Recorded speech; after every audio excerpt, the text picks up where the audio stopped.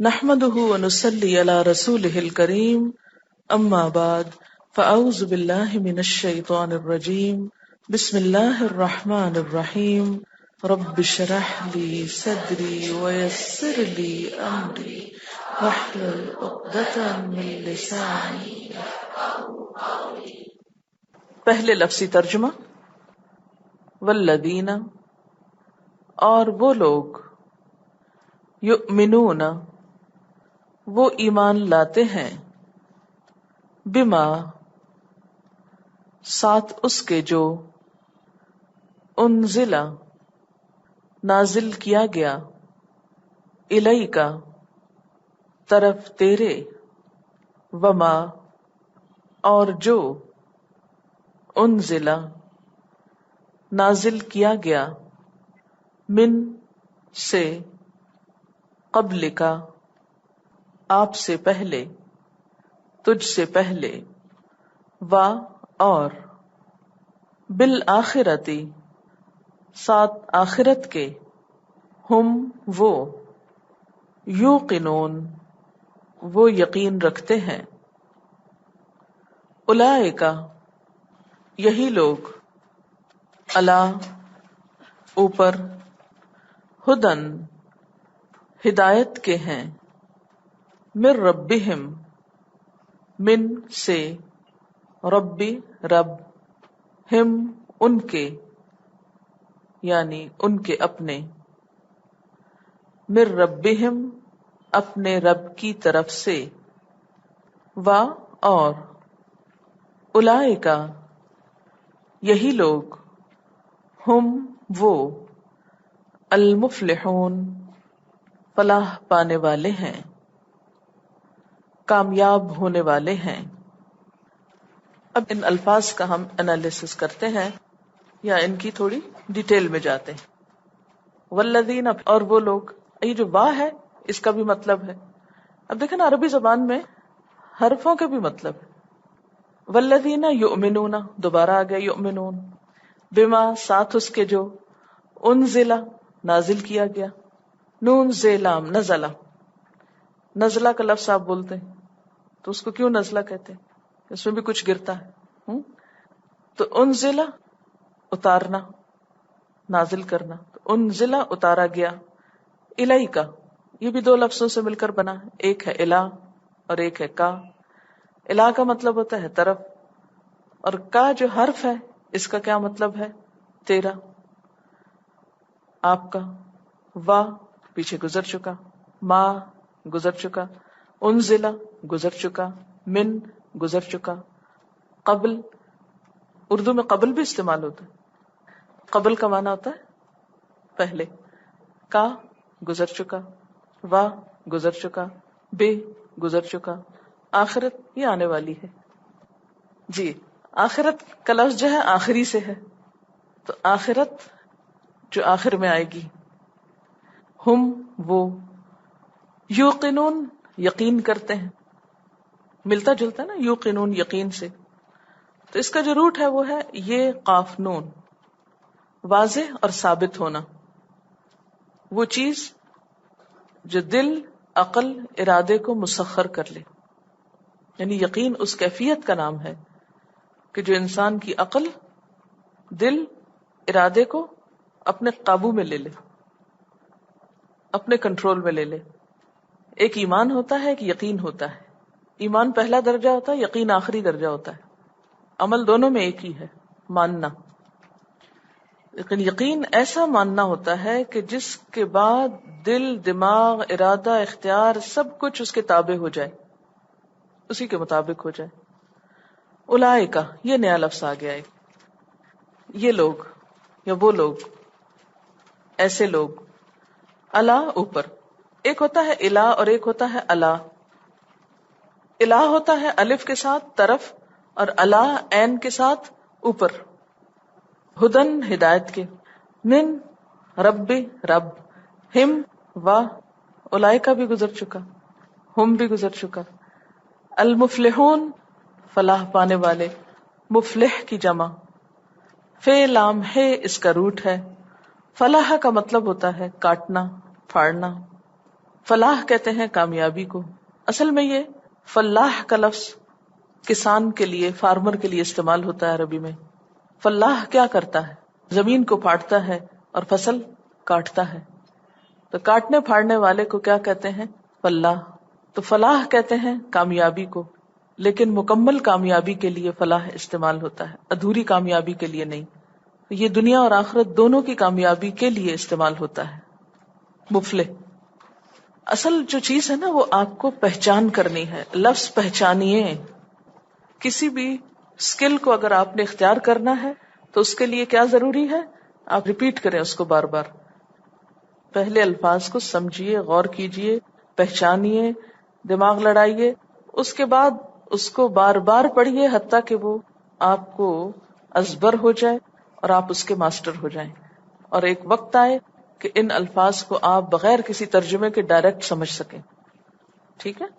ان آیات کا خلاصہ مفہوم والذین یؤمنون بما انزل الیک، ان ساری چیزوں کو مانتے ہیں جو محمد صلی اللہ علیہ وسلم پر اتاری گئی، خواہ وہ قرآن پاک کی شکل میں یا وہ احادیث کی شکل میں. کتاب کو بھی مانتے ہیں اور حکمت کی ان باتوں کو بھی مانتے ہیں، ان کو بھی سنجیدگی سے لیتے ہیں جو نبی صلی اللہ علیہ وسلم پر اتاری گئی. وما انزل من قبلک، اور جو آپ سے پہلے اتاری گئی یعنی دیگر انبیاء پر، ان میں سے جو باتیں محفوظ ہیں ان کی بھی تصدیق کرتے ہیں. وہ کھلے دل کے لوگ ہیں. اور کیا کرتے ہیں؟ اپنے انجام کی فکر کرتے ہیں. وبالآخرۃ ہم یوقنون، آخرت پر وہ یقین رکھتے ہیں. آخرت کے بارے میں وہ اتنے سنجیدہ ہوتے ہیں کہ ان کی دنیا کے تمام تر فیصلے، ان کا دل، ان کی عقل، ان کے ارادے، ان کے اختیارات سارے کے سارے آخرت اورینٹڈ ہوتے ہیں، آخرت کے تابع ہوتے ہیں. وہ آخرت کو سامنے رکھ کر دنیا میں رہتے ہیں، وہ انجام کو سامنے رکھ کر جیتے ہیں.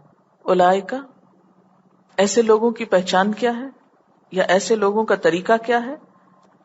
علی ھدی من ربہم، یہ اپنے رب کی طرف سے آئی ہوئی ہدایت پر ہیں، یہ ہدایت یافتہ لوگ ہیں. ان کا انجام کیا ہوگا؟ وَأُولَئِكَ هُمُ الْمُفْلِحُونَ، یہ لوگ فلاح پائیں گے، کامیاب ہو جائیں گے، یہ عظیم الشان کامیابی پائیں گے. اب ذرا دوبارہ ان آیات کو دیکھتے ہیں. اطاعت کا ایسا مقام ہے کہ جو کچھ بھی اللہ کے رسول صلی اللہ علیہ وسلم پہ آیا وہ سب لینے کو تیار ہے. کوئی شرطیں نہیں لگاتے کہ صرف قرآن کی مانیں گے، آپ کی نہیں مانیں گے. نہیں. والذین یؤمنون بما انزل الیک، بما، جو کچھ آپ کی طرف آیا، پسند ہے یا نہیں، دل چاہتا ہے یا نہیں، سب کو سچا مانتے. اور اتنے بڑے دل والے ہیں کہ پچھلے پیغمبروں کی تعلیمات کو بھی ریکگنائز کرتے، ان کو بھی مانتے کہ ہاں وہ بھی اللہ تعالیٰ ہی کے بھیجے ہوئے تھے، اور جو کچھ ان کی طرف آیا وہ بھی حق ہے، وہ بھی سچ ہے.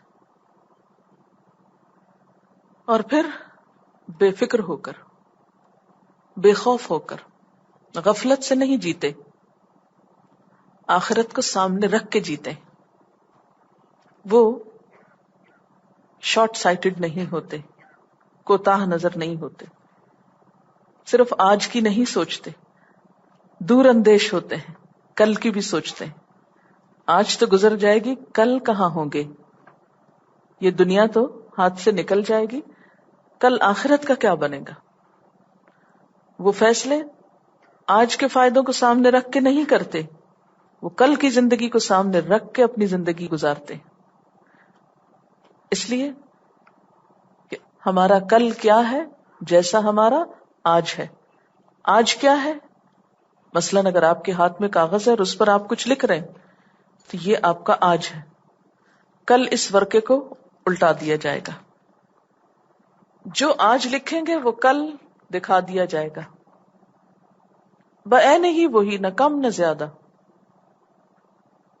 وہ آج سوچ سمجھ کے لکھتے ہیں کہ کل اسی کو دکھا دیا جائے گا. وہ ایک بھی فالتو لائن نہیں لگاتے،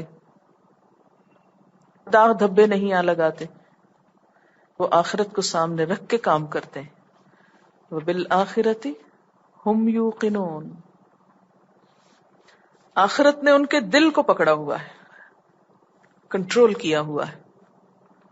وہ کچھ خواہش کرتے ہیں تو یہ نہیں سوچتے کہ آج اس کا بہت مزہ آئے گا اس لیے کر لو، وہ سوچتے اس مزے کا کل کیا نتیجہ نکلے گا. یہی سوچ ان کو حرام سے روک دیتی. نہیں، حرام کی طرف نہیں جانا، کل اس کا نتیجہ اور انجام بہت برا ہوگا. جھوٹ نہیں بولنا، کل اس کا انجام بہت خراب ہوگا. کسی کو تانا نہیں دینا، کل اس کی پکڑ ہوگی. کسی کا مال نہیں چھیننا، کل واپس دلایا جائے گا. وَبِالْآخِرَةِ هُمْ يُوقِنُونَ. ایسے ہی لوگوں کے لیے اللہ تعالی کی طرف سے کیا خوشخبری ہے؟ ان کو راستہ مل گیا، ان کو منزل مل جائے گی. اولئک علی ھدی من ربہم، یہ اپنے رب کی طرف سے آئی ہوئی ہدایت پہ چل پڑے، یہ ہدایت یافتہ ہو گئے، اب ان کو راستہ مل گیا ہے. ایسے لوگ اب کامیاب ہو کر رہیں گے. وَأُولَئِکَ هُمُ الْمُفْلِحُونَ، یہ اپنی کھیتی جو آج اس دنیا میں لگا رہے ہیں کل کاٹیں گے، کل بہترین فصل کاٹیں گے، یہ پار ہو جائیں گے. ہمیشہ کی خوشیاں ان کو ملیں گی، ہمیشہ کی کامیابی، سرفرازی، عزت، بلندی. وہاں ان کی ہر خواہش پوری ہوگی، وہاں ان کو وہ ملے گا جو یہ چاہیں گے. آج ہم کس کس چیز کی تمنا کرتے ہیں؟ ہمارے پاس ایک اچھا گھر ہو، گھر میں باغ ہو، اچھے لوگ ہوں، اچھے دوست آس پاس ہوں، اچھے انسانوں سے واسطہ ہو، امن ہو، سکون ہو، خوشی ہو، خوشحالی ہو. کوئی چیز جس کی آپ تمنا کریں، جس کا آپ سوچیں، کل قیامت کے دن اولئک ھم المفلحون، وہ سب پا لینے والے ہیں. مفلح جزوی کامیابی کے لیے نہیں، صرف دنیا کی کامیابی کے لیے نہیں، دنیا کے ساتھ آخرت کی کامیابی کے لیے.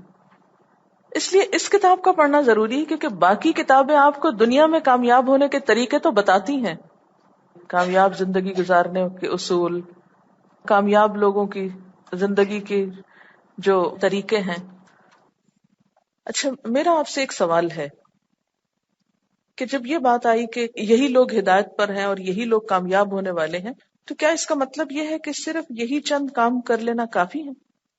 کون کون سے کام؟ یؤمنون بالغیب ویقیمون الصلاۃ ومما رزقناہم ینفقون، اور والذین یؤمنون بما انزل الیک وما انزل من قبلک وبالآخرۃ ھم یوقنون. کیا روزہ رکھنا ضروری نہیں ہے؟ حج کرنا ضروری نہیں ہے؟ تو وہ یہاں تو کون نہیں لکھا ہوا؟ لکھا ہوا ہے بما انزل الیک، ٹھیک ہے، بما انزل الیک میں لکھا ہوا ہے کہ صرف یہ چند باتیں نہیں، جو کچھ اور بھی باقی قرآن پاک میں آپ کی طرف اتارا گیا ہے یا اس کے علاوہ بھی اتارا گیا ہے، ان سب کو مانتے ہیں. اچھا جناب، قرآن پاک میں جو لفظ آیا وہ ہے مفلحون، جس کا سنگولر کیا ہے؟ مفلح. مفلح کا روٹ کیا ہے؟ فے لام ہے، ٹھیک ہے. اس سے ہم اردو میں ایک لفظ استعمال کرتے ہیں فلاح. کس کے معنی میں؟ کامیابی کے معنی میں. فے لام ہے کا مطلب کیا تھا؟ کاٹنا اور پھاڑنا. یہ اس کا لفظی معنی ہے، ڈکشنری میننگ ہے. اوکے، اب آپ دیکھیے کہ کاٹنے پھاڑنے والے کو فلاح کہتے ہیں. عربی میں فلاح بولتے ہیں کسان کو. قرآن پاک میں ہمیں یہ بتایا گیا ہے کہ متقی کا انجام کیا ہے؟ مفلح. مفلح کے لیے کیا بننا ضروری ہے؟ کون سی کوالٹیز ہونی چاہیے اس کے اندر؟ فلاح کی. ایک تو وہ کوالٹیز ہیں نا جو اللہ تعالیٰ نے آپ کو ریچولز کی شکل میں بتا دی، یؤمنون بالغیب ویقیمون الصلاۃ ومما رزقناہم ینفقون. اب مجھے آپ بتائیے کہ کسان کیا کرتا ہے؟ زمین پھاڑتا ہے، اس کے لیے کیا کرتا ہے؟ ہل چلاتا ہے. زمین نرم کرنے کے لیے کیا کرنا پڑتا ہے؟ اس کو پہلے پانی لگانا پڑتا ہے. جی ہاں، پہلے پانی لگا دیتے ہیں، وہ گیلی ہو جاتی ہے، پھر اس کے بعد اس کو آسانی سے پھاڑ لیتا ہے. پھر اس کے بعد کیا کرتا ہے؟ اس میں بیج ڈالتا ہے. جب بیج ڈال دیتا ہے تو پھر بس ڈال کے گھر چلا جاتا ہے. جی، اس کی حفاظت کرتا ہے کہ اس کے کومپلے نکلے. پھر اگر اس کے ساتھ کچھ اور بھی نکل آئے تو اس کو کاٹ کے نکال پھینکتا ہے. اس سارے پروسیجر میں اس کی فکر نہیں کہیں جاتی، اس کو دھڑکا لگا رہتا ہے، پتہ نہیں بارش ہوگی کہ نہیں.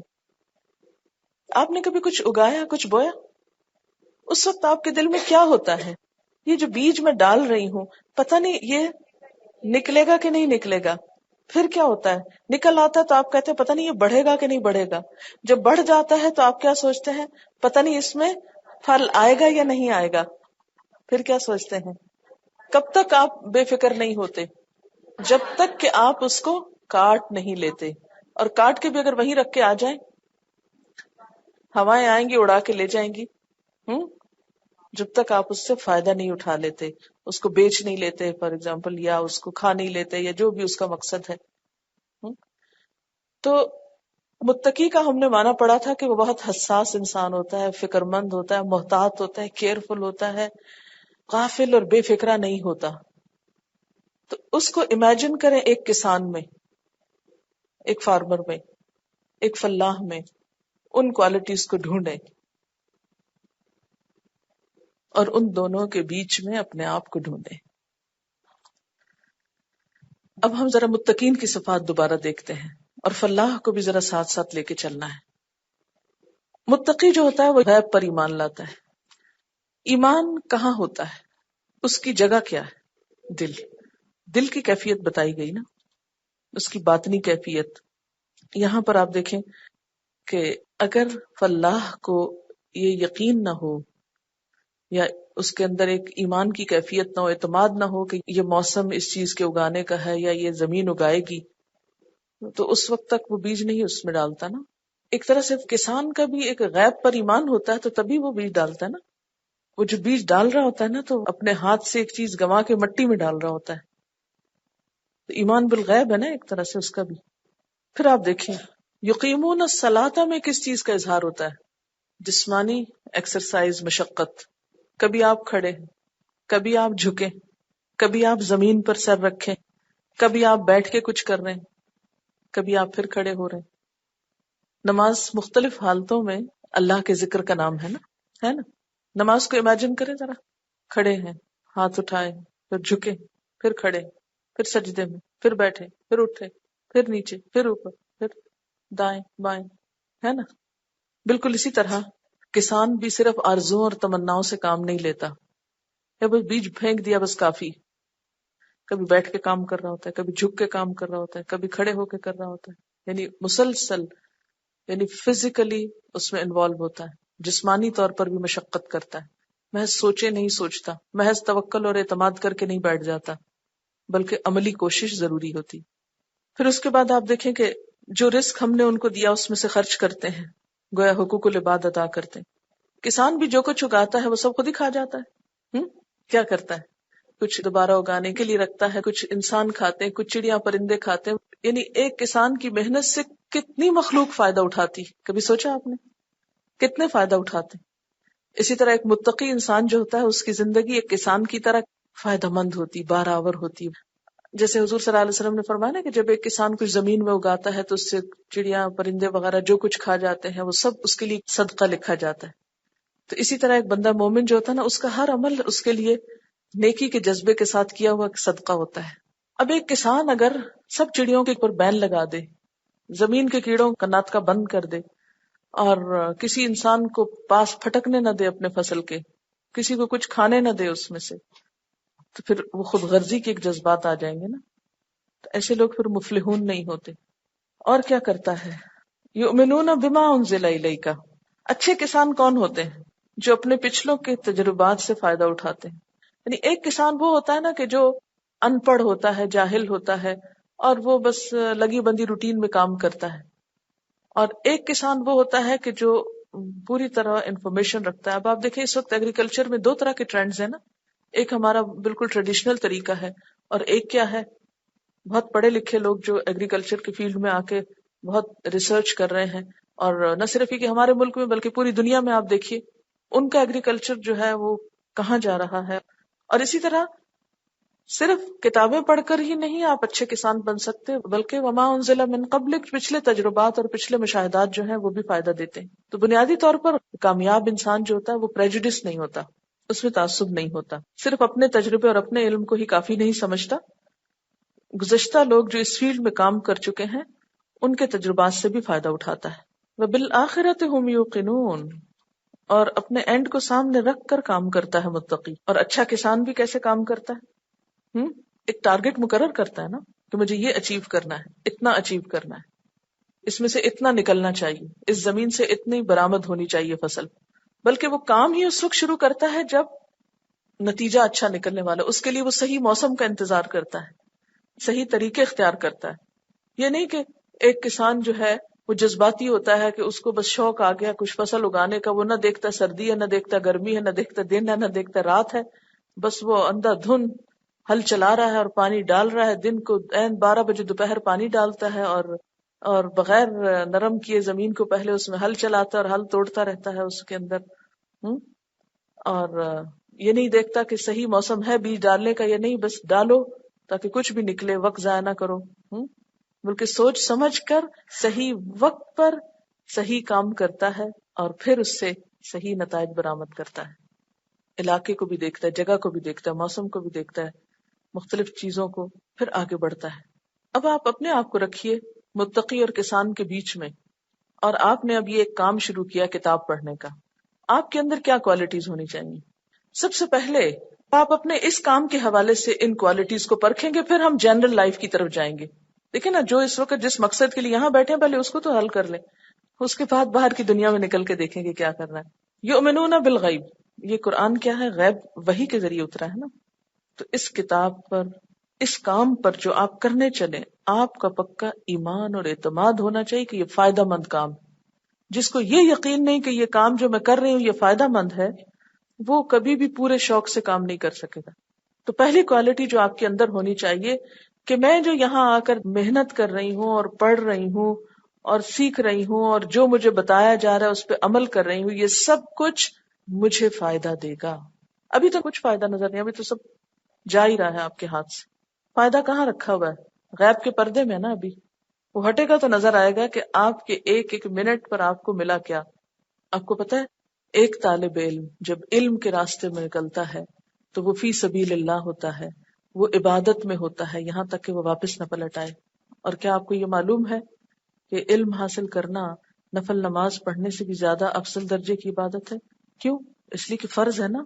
طلب العلم فریضۃ علی کل مسلم، علم حاصل کرنا ہر مسلمان پر فرض ہے. آپ اپنا فرض ادا کر رہے ہیں. دوسری بات، وَيُقِيمُونَ الصَّلَاةَ، اس میں کیا کریں گے آپ؟ فزیکلی، یعنی کہ آپ کا اٹھنا، چلنا، بھاگ دوڑ کرنا، قلم اٹھانا، پکڑنا، جتنے قدم آپ اس راہ میں اٹھاتے چلے جائیں گے وہ کیا ہوگا؟ کامیابی کا راستہ ہوگا. اور کیا کرنا ہے؟ وَمِمَّا رَزَقْنَاهُمْ يُنْفِقُونَ، مال جو اس کام میں لگے گا وہ سب بھی ایک صدقہ بن جائے گا. پھر اسی طرح اگر اس میں کسی اور کو شریک کر لیں گے، شیئر کریں گے کسی اور کے ساتھ، وہ بھی آپ کے لیے صدقہ جاریہ ہوگا. ٹائم انرجی یہاں بھی خرچ کرنا ہے، اور پھر بذات خود یہ علم جو ہے یہ بھی رزق ہے جو آپ کو مل رہا ہے. وَمِمَّا رَزَقْنَاهُمْ يُنْفِقُونَ، اس کو دوسروں تک بھی پہنچانا ہے، اسے دوسروں میں بھی خرچ کرنا ہے. وَالَّذِينَ يُؤْمِنُونَ بِمَا أُنزِلَ إِلَيْكَ، جو کچھ بھی ہمیں ملتا ہے چاہے اس کتاب میں سے ملے یا نبی صلی اللہ علیہ وسلم کی سنت یا حدیث میں سے ملے، اس کو مانتے جانا ہے. ٹھیک ہے، ہم یہ نہیں سوچنا کہ نہیں یہ آیت تو مانیں گے، حدیث نہیں لکھیں گے ہم، اگر صحیح ہے، اوتھینٹک ہے تو مانیں گے. ٹھیک ہے. وما انزل من قبلک، اور جو آپ سے پہلے اتارا گیا، یعنی پچھلے انبیاء کی جو باتیں ہیں، جو ہدایات ہیں، جو قرآن پاک میں ہمیں ملتی ہیں، ان کو بھی ہم نے ادب احترام سے ماننا ہے. ہم یہ نہیں کہیں گے کہ نہیں جو حضور صلی اللہ علیہ وسلم کی طرف آیا وہ تو مانیں گے، جو حضرت عیسیٰ علیہ السلام کے پاس آیا تو اس کو نہیں مانیں گے، یا کسی اور نبی کی بات کی گئی. نہیں، وہ انشاءاللہ تعالیٰ قرآن پاک میں بہت سی چیزیں آپ کو ملتی جائیں گی، ان کو بھی ادب احترام اور محبت سے لیتے جانا ہے. قرآن پاک میں اللہ تعالیٰ حضرت ابراہیم علیہ السلام کی مثال دیتے ہوئے فرماتے ہیں فَاتَّبِعْ مِلَّةَ ابراہیم حنیفا، آپ ابراہیم علیہ السلام کے طریقے کی پیروی کیجیے.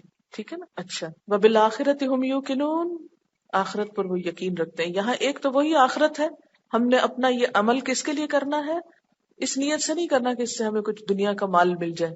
دنیا تو جو قسمت میں آئی جائے گی، اس کو کھائے بغیر، پہنے بغیر، استعمال کیے بغیر نہیں مریں گے آپ، یقین رکھیے اس بات پہ. لیکن اس کے ساتھ ساتھ وبالآخرۃ ہم یوقنون، انجام کو سامنے رکھ کے کام کا آغاز کرنا ہے، آخرت اورینٹڈ ہو کر، کوئی گول اور ٹارگٹ سامنے رکھ کے کام کرنا ہے. یہ دیکھنا ہے کہ جو کچھ میں کام کر رہی ہوں آخرت میں نتیجہ کیا نکلے گا، اس کا فائدہ کیا ہوگا. عملی زندگی میں انہی چیزوں کا ثبوت دینا ہے. کیا؟ یؤمنون بالغیب، اور نماز قائم کرنا، رزق خرچ کرنا، کھلے دل کا مالک ہونا. ہر کام جو بھی آپ کریں، آپ سوچیں کہ اس کام کا میری آخرت میں کس طرح فائدہ ہو سکتا ہے. آپ کہیں گے نہیں، یہ کھانا پکانا اور روٹی پکانے میں ٹائم ضائع کرنا، اس کا مجھے آخرت میں کیا ملے؟ کچھ نہیں ملے گا، چھوڑو اس کو. ایسے نہیں کرنا. جب آپ اس دنیا کا کام، مثلاً آپ ایک روٹی ہی بنا رہے ہیں، آپ کو پتا ہے کہ کسی کو کھانا کھلانا جو ہے وہ جنت میں لے جانے والے کاموں میں سے. قرآن پاک میں جنت والوں کی خوبی بتائی گئی، یطعمون الطعام علی حبہ مسکینا و یتیما و اسیرا. اللہ کی محبت میں وہ ضرورت مندوں کو، مسکینوں، یتیموں، اسیروں، سب کو کھلاتے ہیں. کپڑے دھونا عبادت ہے کہ دنیا کا کام ہے؟ عبادت ہے. کیسے عبادت ہے؟ صفائی نصف ایمان ہے. اچھا، گھر کی صفائی کرنا عبادت ہے کہ نہیں؟ نہیں، یہ ہماری شان کے خلاف ہے. توبہ توبہ توبہ. ہمارے ہاتھوں کو مٹی لگ جائے، ہمارے ہاتھ مٹی میں لگ جائے، توبہ. تمہاری عزت کے خلاف. یاد رکھیں جانا کہاں ہے. اس وقت تو مٹی سے اچھی بھی کوئی چیز نہیں. پتا ہے آپ کو، مرنے کے بعد مٹی سے اچھی کوئی چیز نہیں ہمارے لیے. پانی میں جانا پسند کریں گے، شیشے کے بکسے میں رکھا جانا پسند کریں گے، پتوں میں ڈھانپا جانا پسند کریں گے، ہوا میں اڑایا جانا پسند کریں گے. کہاں پسند کریں گے جانا؟ مٹی میں. مٹی میں ہاتھ ڈالنا یا مٹی والا کام کر لینا کوئی عزت کے خلاف نہیں ہے. اس میں کوئی شان کے خلاف بات نہیں. یہ بھی ایمان کا ایک حصہ ہے. اس سے بھی ایمان مضبوط ہوتا ہے. ایمان صرف قرآن پڑھ کے ہی مضبوط نہیں ہوتا، اس کام سے بھی ہوتا ہے. اور کون سا کام آخرت میں کام آئے گا؟ کسی کو کپڑا سی کر دینا. سلائی اگر آپ کو آتی ہے اور آپ کچھ سی رہے ہیں تو آپ دنیا کا کام کر رہے ہیں. ہاں بظاہر دنیا کا ہے، لیکن آپ ڈھانک رہے ہیں. تو کسی کو کپڑا پہنانا جو ہے یہ کوئی عبادت نہیں ہے یا نہیں ہے نا. صرف بات یہ ہے کہ ہم جس کی بھی کوئی خدمت کریں اس پہ احسان نہ جتائیں، اس کو مینشن نہ کریں. ہمارے سارے اچھے بھلے کام تباہ و برباد اس وقت ہوتے ہیں جب ہم احسان جتانا شروع کر دیتے ہیں. جب بچوں کو کھانا کھلا دیا، چیخنا چلانا شروع کر دیا. میری تو عمر ہی گل گئی تم کو پکا پکا کے دیکھے، مجھے تو چولہے سے اٹھنے کی فرصت نہیں. کسی کو تانا نہیں دینا، خوشی خوشی شوق سے آگے بڑھنا ہے کہ میں جو ہاتھ پہ ہاتھ رکھ کے بیٹھی ہوں، اماں میری کام کر رہی ہے، نہیں مجھے اٹھ کے کرنا ہے، مجھے اجر و ثواب لینا ہے. اب اپنے آپ سے پوچھئے، ایمان بالغیب ہے یا نہیں؟ یقیمون الصلاۃ، نماز قائم کرتے ہیں. اپنے آپ سے پوچھئے صدقات، صرف زکوٰۃ کی بات نہیں، کتنا آگے بڑھ کر دوسروں کو دیتے ہیں، کتنی مدد کرتے ہیں دوسروں کی. مال نہیں ہے تو کوئی بات نہیں، نہیں اور کیا ہے، دیکھیے میرے پاس اور کیا ہے. جسمانی قوت ہے، ذہنی قوت ہے، علم کی قوت ہے، کیا ہے میرے پاس جو میرے بھائی کے پاس نہیں، میں اس کو دوں. اور پھر اس میں نے آپ سے کہا تھا کہ بما انزل الیک میں کوئی بھی اچھی بات جو قرآن و سنت کی پتہ چلے تو اس کو کم از کم مان تو جانا کہ یہ بات درست ہے. اکثر باتوں میں ہم کہتے ہیں کہاں قرآن میں لکھا ہے، حالانکہ لکھا ہوتا ہے، پھر بھی نہیں مان رہے ہوتے. وما انزل من قبلک، پچھلے جو پیغمبر تھے جو ان کی اچھی باتیں ہیں ان کا بھی احترام اور ادب تھی. وبالآخرۃ ہم یوقنون، کتنے کاموں میں مجھے آخرت کی فکر ہوتی ہے کہ میں نے واپس جانا ہے. کتنی دفعہ دن میں خیال آتا ہے واپسی کا، اپنا احتساب خود کر لیتے ہیں ہم. تو پھر اللہ تعالیٰ کہتے ہیں اولئک علی ھدی من ربہم، یہ کام جو کریں گے ہدایت پر ہیں، ان کو کامیابی ملے گی. لیکن ہم تو یہ سمجھتے ہیں کہ کرنا نہ کرنا برابر ہے. شیطان جو ہمارا دشمن ہے نا، وہ ہمیں تسلی سے کچھ نہیں کرنے دینا چاہتا، اس سے بچنا ہے. لیکن اللہ تعالیٰ نے ایک وعدہ کر رکھا ہے، کیا؟ ان عبادی لیس لک علیہم سلطان، میرے بندے ان پہ تیرا بس نہیں چلے گا. تو ہم جب اللہ کے بن جائیں گے نا، پھر انشاءاللہ اس کی شرارتوں سے محفوظ رہیں گے. وآخر دعوانا ان الحمد للہ رب العالمین. سبحانک اللہم وبحمدک، نشہد ان لا الہ الا انت، نستغفرک ونتوب الیک. والسلام علیکم ورحمۃ اللہ وبرکاتہ.